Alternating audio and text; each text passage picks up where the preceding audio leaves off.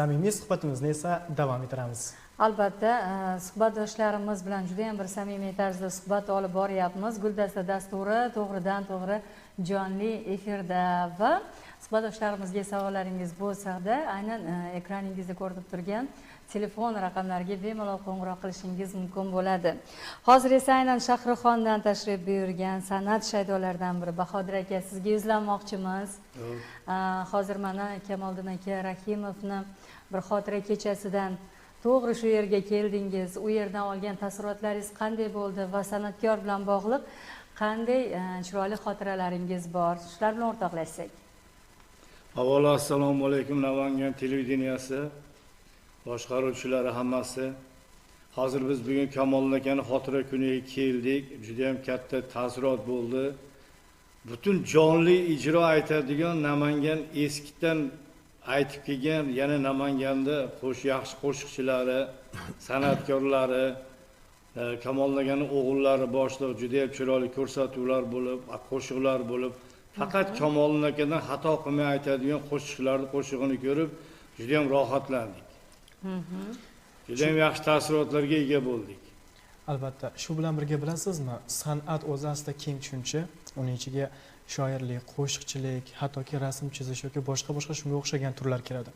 Aynan shoirlik bilan qo'shiqchilikni orasida baribir qanchadir farq bor va ularni insonga, tinglovchiga ta'sir jihatidan farqi bor. She'r yozayotgan, umuman olganda qo'shiq yozayotganda ko'proq nimalarga e'tibor berish kerak deb o'ylaysiz?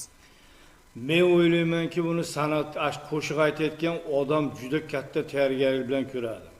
Men buni aniq eshitganman. Biz boshqa ikkita buyuk san'atkorlarni eshitib katta bo'lganmiz. Sherali Jo'rayev, Kamoliddin aka Rahimov. Hatto Sherali Jo'rayevlarning shunday qo'shiqlarini eshitganmiz 30 yilda paydo bo'lgani. Bu 1 oy, yarim oy, 2 kunda tayyor bo'lmasdan 30 yilda tayyor bo'lganini bilamiz. Juda ham katta mas'uliyatni his qilishgan. Juda ham katta mas'uliyat. Bu qo'shiq oson emas. Bu she'r yoziladi, albatta she'rni osonlikcha yozilmaydi bu ham. Lekin albatta bu she'rni qo'shiq qilish uchun juda katta chegaralarga o'tib chiqadi qo'shiqchi. Va tanlovda ham agar aytadigan bo'lsak, har bitta qo'shiqlarini, o'sha she'rini mazmunida katta ta'sirchanlik bor. Juda katta yuk bor deb bemalol aytishimiz mumkin bo'ladi. Albatta, har bir qo'shiqni o'zini pozitsiyasiga ega. Va shu yo'nalishda aynan Sherali Jo'rayev deymizmi yoki Ustoz Kamoliddin Rahimov deymizmi, o'z muxlislariga o'z pozitsiyalari orqali erishganlar. Haqiqatda. Ana endi Ravshan aka, sizning fikrlaringiz qanday bu borada? Assalomu alaykum, hurmatli teletomoshabinlar. Mana bugun biz mashhur qo'shiqchi O'zbekiston xalq artisti Kamoliddin aka Rahimov yubileylardan, shu tadbirlardan juda katta taassurotlar bilan chiqdik. Bu odam tiriklik chog'ida qanday hurmat sazovor olqishga ega bo'lsa, hozir ham shu narsa saqlanib qolganligidan juda mamnun bo'ldik.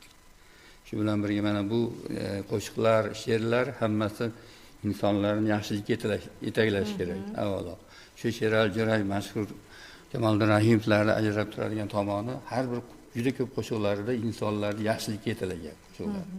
Mana albatta bitta ikkita qo'shiqlari 100 ta qo'shiqlarning o'rnini bosadigan mana Nargis qo'shiqlari.